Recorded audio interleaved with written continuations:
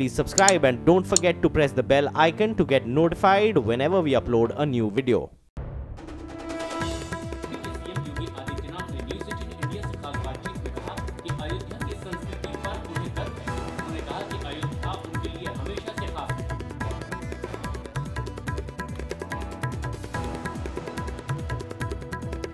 है। यूपी के मुख्यमंत्री योगी आदित्यनाथ ने न्यूज 18 इंडिया से खास बातचीत में कहा कि अयोध्या की संस्कृति पर उन्हें गर्व है।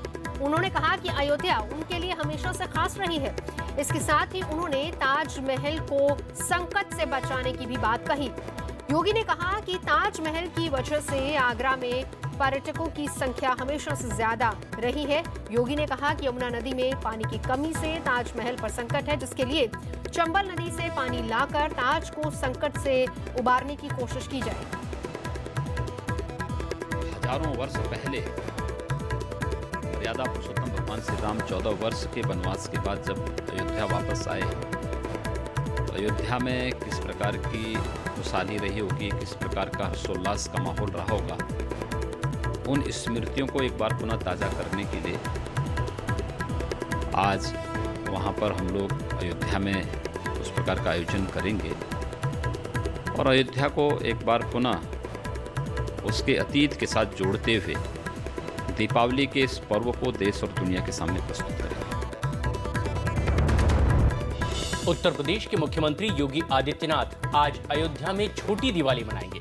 इस दौरान अयोध्या में राम की पैड़ी पर 1,71,000 दिए जलाए जाएंगे, जिसे देखते हुए यहां सुरक्षा के भी तगड़े इंतजाम किए गए हैं। अयोध्या में मुख्यमंत्री का करीब 5 घंटे का कार्यक्रम है।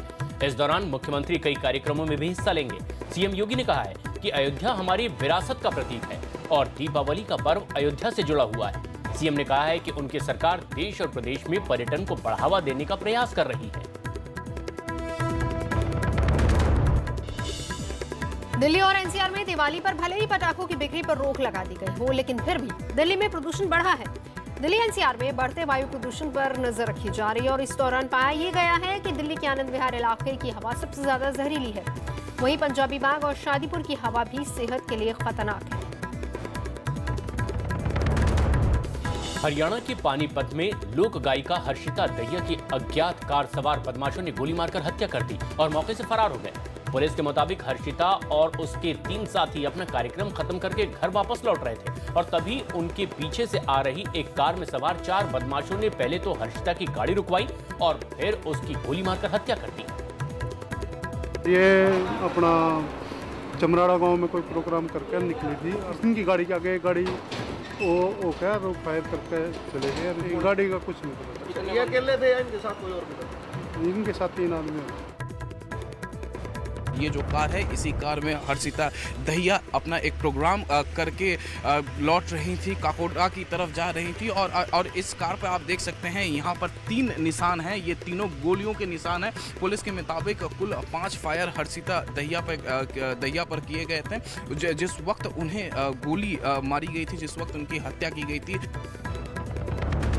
हत्या से पहले हर्षिता दहिया ने सोशल मीडिया पर एक वीडियो पोस्ट करके म्यूजिक इंडस्ट्री के लोगों से अपनी जान को खतरा बताया था और आरोप लगाए थे कि उन्हें म्यूजिक इंडस्ट्री के कुछ लोग जान से मारने की धमकी दे रहे हैं। इस वीडियो में हर्षिता बेखौफ अंदाज में धमकी देने वालों को खुली चुनौती देती हुई भी नजर आ रही है। कुछ लोग अपनी इससे इंडस्ट्री के हरियाणा के कलाकार मेरे तक धमकी दे रहे हैं फोन करके कि चाहे कॉम्प्रोमाइज कर ले, बॉडी वीडियो डिलीट कर दे प्यार से और ना तय फिर देख लिए कि होगा तेरी गेला। और दूसरी बात मैंने फोन पे भी कह दिया चीज कि जो होता वो कर लो। हर्षिता के घर के बाहर हम खड़े हैं। नरेला का स्वतंत्र नगर इलाका है, घर पर ताला लगा है, लेकिन हर्षिता की बातचीत या हर्षिता का व्यवहार कैसा था, लोगों से बात करते हैं। सर, कब से जानते थे आप हर्षिता को? हम तो काफ़ी दिन से रह रहे हैं यहाँ पे, 17-18 साल से। कुछ व्यवहार तो अच्छा था उसका, ऐसी कोई बात नहीं। पत्रकार गौरी लंकेश की हत्या के मामले में पुलिस ने एक आरोपी की तस्वीर जारी की है। ये तस्वीर गौरी लंकेश के घर के पास के एक सीसीटीवी फुटेज होने का दावा किया जा रहा है। तस्वीर में बजाज पल्सर मोटरसाइकिल पर सवार एक शख्स दिखाई दे रहा है, लेकिन इस शख्स का चेहरा इस तस्वीर में साफ नहीं है क्योंकि बाइक सवार ने हेलमेट पहन रखा है। 5 सितंबर की शाम को बाइक सवार बदमाशों ने पत्रकार गौरी लंकेश की घर के सामने ही गोली मारकर हत्या कर दी थी। पुलिस को अब तक गौरी लंकेश के हत्यारों की तलाश है। त्रिपुरा के राज्यपाल तथागत रॉय ने सोशल मीडिया पर एक बार फिर से विवादित बयान दिया है। तथागत रॉय ने कहा है कि हर साल दिवाली आते ही पटाखों से होने वाले ध्वनि प्रदूषण की बात कहकर पटाखों पर प्रतिबंध लगाने की मांग उठने लगती है, लेकिन सुबह 4:30 बजे लाउडस्पीकर पर होने वाली अजान के बारे में कोई कुछ नहीं बोलता। वहीं कांग्रेस नेता संदीप दीक्षित ने तथागत रॉय के इस बयान पर कड़ी प्रतिक्रिया दी है। त्रिपुरा के जो महामहिम हैं थोड़े से मेरे ख्याल से कमाकल हैं और उनके बारे में तो कोई भी टिप्पणी करना भी समय बर्बाद होना होता है। संयुक्त राष्ट्र में अमेरिका की राजदूत निक्की हेली ने कहा है कि राष्ट्रपति डोनाल्ड ट्रंप ने पाकिस्तान में आतंकवादियों को समर्थन देने पर कड़ा रुख अपनाया है और इसीलिए पाकिस्तान पर नजर रखने के लिए भारत उनकी मदद कर सकता है। दक्षिण एशिया में आतंकवाद के लड़ने के लिए ट्रंप ने हाल ही में रणनीति का जिक्र किया था, जिसमें भारत के साथ रणनीतिक साझेदारी बढ़ाने का भी जिक्र था। पाकिस्तान ने एक बार फिर से सीजफायर का उल्लंघन किया है। बालाकोट के मेंढर इलाके में पाकिस्तान की सेना ने रहायशी इलाकों पर फायरिंग की। इस दौरान मोर्टार दागे गए, जिसमें 7 नागरिक घायल हो गए हैं, जबकि कई गाड़ियों को भी नुकसान पहुंचा है। वहीं भारतीय सेना भी पाकिस्तान का मुंहतोड़ जवाब दे रही है। यूपी के सहारनपुर के देवबंद में उलेमाओं ने महिलाओं को खास हिदायतों के साथ जिम जाने की इजाजत दी है। मदरसा जामिया हुसैनिया के मौलाना मुफ्ती तारिक कासमी के मुताबिक मुस्लिम महिलाएं खुद को फिट रखने के लिए जिम जा सकती हैं। इस्लाम में इसकी गुंजाइश है, लेकिन कुछ शर्तों के साथ, जैसे वहां कुछ मर्द ना हो, गाना बजाना ना होता हो और जिम में पर्दे का इंतजाम हो।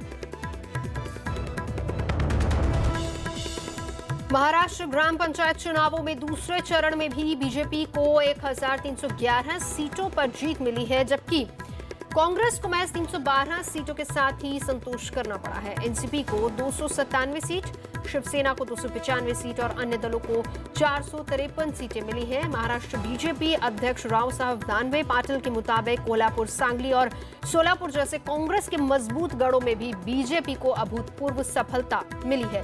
इन तीनों जिलों में बीजेपी पहले स्थान पर रही है, जबकि पश्चिमी महाराष्ट्र के सतारा और पुणे में भी बीजेपी का प्रदर्शन काफी अच्छा रहा है। अमेरिका की अगुवाई वाली सेना ने दावा किया है कि उसने आईएसआईएस के चंगुल से रक्का शहर को पूरी तरह से आजाद करा लिया है। रक्का को आतंकियों से आजाद कराने के बाद सेना ने जश्न भी मनाया। इसी साल 6 जून को आईएसआईएस के कब्जे के बाद सेना ने यहां आतंकियों के खिलाफ एक बड़ा अभियान छेड़ा था। अभियान के तहत शहर में रह रहे 600 आतंकियों को खदेड़ दिया गया था, जबकि सेना ने आईएसआईएस के सैकड़ों आतंकियों को यहां मार गिराया। रक्का पर कब्जा करने के लिए 4 महीने से ज्यादा वक्त तक चली इस लड़ाई में कम से कम 3250 लोग मारे गए। इनमें से 1/3 से ज्यादा लोग आम लोग थे। बीजेपी के महासचिव कैलाश विजयवर्गीय ने पार्टी की लाइन से हटकर बयान देने वालों को इशारों में चेतावनी दी है। ये पहली बार हुआ है जब बीजेपी की ओर से शत्रुघ्न सिन्हा और यशवंत सिन्हा जैसे बड़े नेताओं के बयान पर खुलकर ऐसा इशारा दिया गया है। विजयवर्गीय ने कहा है कि समय आने पर कार्रवाई की जाएगी। भारतीय जनता पार्टी में आंतरिक लोकतंत्र में यही जगह पर व्यक्ति बोलते हैं तो उसका सम्मान नहीं करते। और यशवंत सिन्हा की भूमिका हो या शत्रुघ्न सिन्हा जी की भूमिका हो, ये संगठन के ध्यान में जरूर आएंगे और समय आने पर इस पर हम कार्रवाई करेंगे। कुछ दिन पहले यशवंत सिन्हा ने देश की अर्थव्यवस्था पर कई सवाल उठाए थे और वित्त मंत्री पर निशाना साधा था। यशवंत सिन्हा ने कई ऐसे सवाल, असहज करने वाले सवाल उठाए थे जिस पर बीजेपी को सफाई देनी पड़ी थी, जवाब देना पड़ा था और इसकी वजह से पार्टी की किरकिरी भी हुई थी। शत्रुघ्न सिन्हा भी लगातार इस तरह की आवाजों को समर्थन देते रहते हैं जो बीजेपी की मुश्किलें बढ़ाती हैं। राजस्थान सरकार ने सूबे के 12 लाख से ज्यादा अधिकारियों और कर्मचारियों को दीपावली का तोहफा दिया है। सरकार ने 7वें वेतन आयोग की सिफारिशों को इसी महीने यानी कि अक्टूबर से ही लागू करने का ऐलान कर दिया है। मुख्यमंत्री वसुंधरा राजे के मुताबिक राजस्थान सरकार ने इस साल के बजट में 7वें वेतन आयोग की सिफारिशें लागू करने का वायदा किया था, जिसे पूरा कर लिया गया है और ये बेहद संवेदनशील मसला भी था। बजट भाषण के अंदर 7वें वेतन आयोग की सिफारिशें लागू करने की घोषणा की थी। आज मुझे कहते हुए बड़ी खुशी है कि अक्टूबर माह से इसे लागू किया जा रहा है। राजस्थान के अलवर में मुस्लिम परिवार को करीब 2 सप्ताह बाद उनकी 51 गाय वापस दी गई। अलवर जिले के एसडीएम ने सोमवार को आदेश दिया था कि पुलिस मुस्लिम गोपाल सुबा खान को गायों की तस्करी के आरोप से मुक्त करे और उनकी गाय लौटाए। एसडीएम के आदेश के बाद सुबा खान को उनकी गाय वापस कर दी गई। अलवर पुलिस ने इन गायों को सुबा खान से छीनने के बाद बीजेपी के एक नेता की गौशाला में रख दिया था।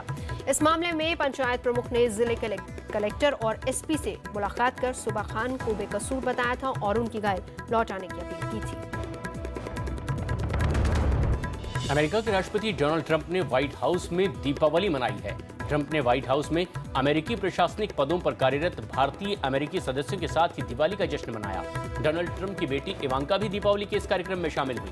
इस मौके पर ट्रंप ने दीपावली की बधाई के साथ साथ प्रधानमंत्री मोदी के साथ अपने मजबूत रिश्तों की भी बात कही।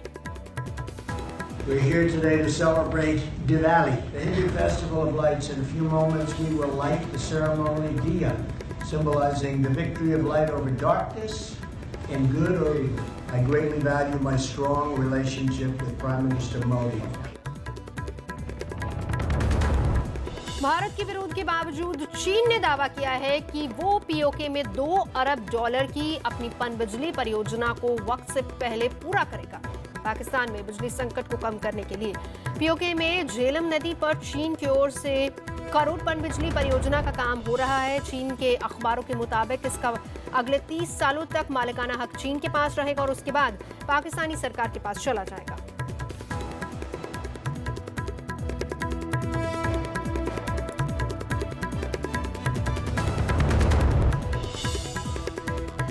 गुजरात के सूरत में एक मॉल में पद्मावती के पोस्टर की खूबसूरत रंगोली को बर्बाद करने का मामला सामने आया है। इस रंगोली को बनाने में 48 घंटे लगे थे। रंगोली बनाने वाले कलाकार करण ने सोशल मीडिया के जरिए बताया कि करीब 100 लोगों की भीड़ नारे लगाते हुए आई और उनकी 2 दिनों की मेहनत को तबाह कर दिया। इससे पहले राजपूत करणी सेना फिल्म को रिलीज न करने की धमकी देती रही है और जगह जगह फिल्म के पोस्टर जलाकर विरोध प्रदर्शन भी कर रही है।